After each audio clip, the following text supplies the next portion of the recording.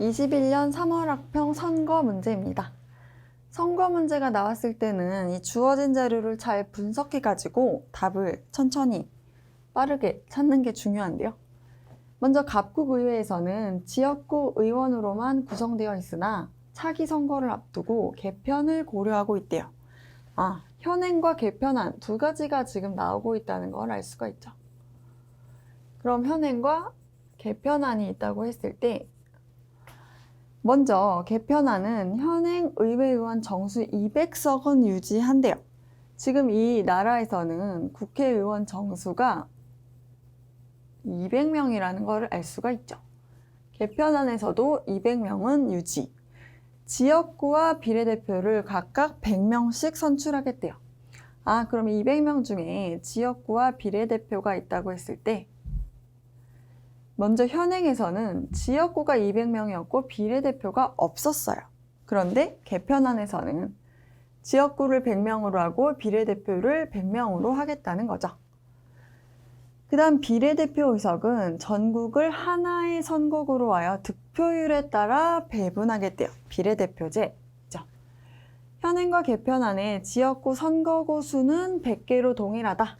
지역구 선거구 수. 는 100개, 개편안에서도 100개 동일한데 현행의 지역구 선거구당 당선자 수는 개편안의 2배이다. 선거구당 당선자 수가 지금 2명씩이라는 걸 알 수가 있죠. 선거구당 당선자 수.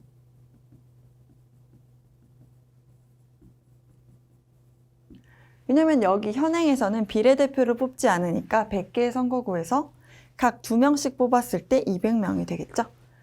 그런데 개편안에서는 당선자 수가 지역구 선거구마다 1명이라는 걸 알 수가 있어요.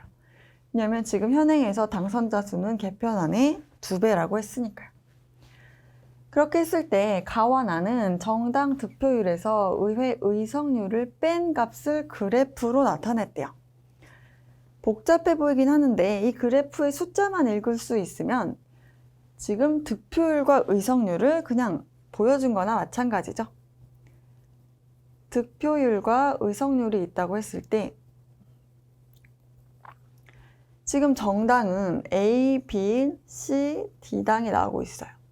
여기도 A, B, C, D당이죠. 좀 보기 쉽게 하기 위해서 득표율에서 의석률을 뺀 값이다. 뺀 값이 지금 A당은 10%네요. 득표율에서 의석률을 뺐더니 A당은 10%, B당은 마이너스 10%, C당은 마이너스 5%, D당은 5%이죠. 이게 현행이고 나는 A당이 득표율에서 의석률을 뺀 값이 5%, B당은 마이너스 5%, C당은 마이너스 5%, D당은 5%라는 걸 알 수가 있어요. 그런데 의회 선거에서 정당 득표율은 순서대로 4, 3, 2, 1%를 기록하고 있대요. 그러면 득표율이 주어졌으니까 A당이 40, B당이 30, C당이 20, D당이 10이라는 거죠. 그럼 현행과 개편안에서 득표율이 같다고 했을 때 의석률을 이제 계산해 볼 수가 있는 거죠. 의석률. 그럼 득표율에서 의석률을 뺀 값이 10%라고 했으니까 A당의 진짜 의석률은 30%라는 걸 알 수가 있죠. 그럼 B당은 40%, C당은 25%, D당은 5%라는 걸 알 수가 있네요. 이 개편안에서는 35, 35, 25, 5%라는 걸 이제 또 알 수가 있죠. 그럼 이런 결과값이 있다고 했을 때 1번부터 이제 풀어볼게요. 현행과 달리 개편안의 지역구 선거구 제도는 동일 선거구 내에서 당선자 간 표의 등가성 문제가 발생할 수 있다. 동일 선거구 내에서 등가성 문제는 중대 선거구제에서 발생하죠. 지금 중대 선거구제를 취하고 있는 건 현행이에요.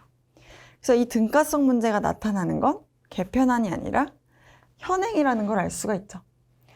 왜냐하면 선거구에 하나당 당선자 수가 2명씩 나오기 때문에 만약에 한 선거구에 인구가 100명이 있다고 했을 때 여기서 이 100명이 50명, 30명, 20명으로 A당, B당, C당 후보자에게 표가 나눠졌을 경우에 가장 많은 표를 받은 50명의 표를 받은 A당 후보자가 당선되는 건 맞는데 50명보다 적은 30명인 B당도 당선된다는 게 문제라는 거죠. 50표와 30표가 사실상 동일한 가치를 가지게 돼서 사람이 한 표당 동일한 가치를 가져야 된다는 등가성 문제가 지금 이 중대선거구제에서는 나타난다는 뜻이에요. 그래서 이것은 현행에서 나타난다라고 해야 옳은 표현이 되죠. 그 다음에 2번. 현행에서 최다 의석을 차지한 정당은 과소대표된다. 과소대표라는 말은 실질적인 내 득표율보다 의석률이 낮았을 경우를 과소대표됐다고 말하죠. 현행에서 최다 의석은 B당이죠. B당은 득표율에 비해서 의석률이 더 높아요. 그러면 혜택을 받고 있는 거죠. 그럼 이건 과소대표된 게 아니라 과대대표되고 있다라고 바꿔야 되죠. 그러면 3번이에요. 개편안에서 A당이 과반을 차지한다. 개편안에서 A당은 35% 의석률을 차지하기 때문에 과반은 아니죠. 과반이라는 거는 무조건 50을 넘어야지 과반이라고 부르는 거죠. 4번. B당은 A당과 달리 개편에 찬성할 거다. 개편에 찬성할 건지 반대할 건지 보려면 가장 중요한 게 바로 의석수죠. 지금 의석수가 현행에서는 40%면 200명의 40%니까 80명, 국회의원 80명을 배출하고 있었는데 35%로 줄어들어요. 그러면은 80명이 70명 되고 10명이 국회의원직을 상실하는 결과를 초래하죠. 그러면 일단 B당이 찬성할 건 아니라는 걸 알 수가 있죠. B당은 무조건 반대해야겠죠. 이렇게 바뀌면 불리하게 되거든요. 그런데 A당의 경우에는 의석률이 30에서 30으로 늘어나죠. 그럼 이 개편은 지금 A당에게 유리한 건가요? 불리한 건가요? 유리한 거죠. 의석률이 올라간다는 건 국회의원 수가 한 명이라도 늘어난다는 거죠. 자기 영향권이 커진다는 거예요. 그렇기 때문에 개편안에 찬성하는 건 B당이 아니라 A당이라는 걸 알 수가 있죠. 그러면 5번을 볼게요. 개편안의 지역구 선거에서 D당은 C당과 달리 당선자를 배출하지 못한다. 이걸 풀어보려면 이제 계산을 좀 해봐야겠네요. C당의 경우에 의석률은 25%예요.